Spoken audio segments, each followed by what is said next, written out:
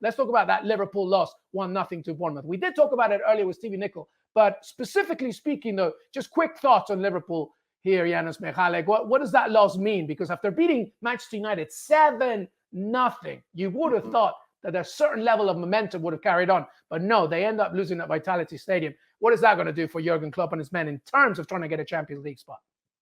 Certain fundamentals don't change. And just as I thought, we saw the team against Manchester United, the team that we've seen in years past, the fundamentals don't change. Liverpool aren't good away from home. They're not good against teams that play in the low block. And the fact that there's no creativity in that midfield showed itself once again, right? So against Manchester United, it was wide open. And once you start scoring second, third, Manchester United went after it. Of course, the game was played in transition. Here wasn't the case. And again, that midfield looked without any ideas how to break it down. The energy obviously wasn't the same. And I look at Manchester United, look at their bounce against Betis, right? I mean, they knew they got hammered.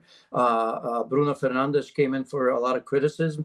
Next game, the best player on the pitch, bar none. And here, I don't know what I was watching. To me, that's absolutely incredible. I mean, we can sit here and talk about Bournemouth and desperation and everything else. The levels of energy weren't there. There was zero quality. The same players that were scoring left, right, and center weren't even coming close to scoring goals. So I really don't know how to explain other than the fact that nothing changes. The fundamentals of the game for Liverpool this season showed themselves again.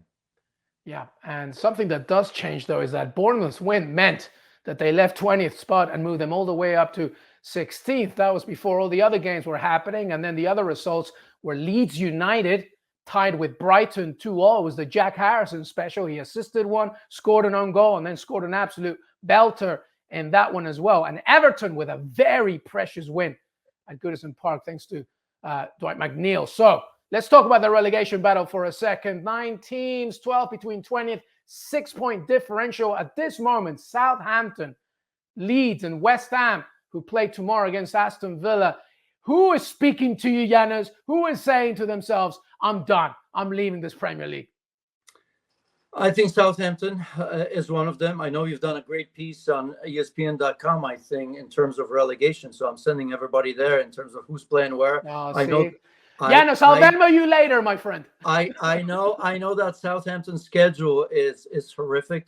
Yeah, they're not a great team, and I don't expect a lot from them. Let's wait to I've always been saying that as much as I'm disappointed about West Ham and Everton, they just have enough talent to claw themselves out of it. Everton did it, right? I mean, it seems that Everton can just win every third game at home, and I think if you win another 2 or 3 games, eventually it'll take you out of that, right? Because I mean, when so many teams fight for that, it's always about the next game, right? Because you get your result and then you look around and sure enough, somebody's going to drop it. So, I mean, Southampton's won. Leeds, I still worry about them. I think Leeds are going to unfortunately be the one because today that draw was very important, but they just draw. They can't win games. That's the issue. No matter every time I watch them. And again, I think, Jack Harrison for me is their best player, by the way.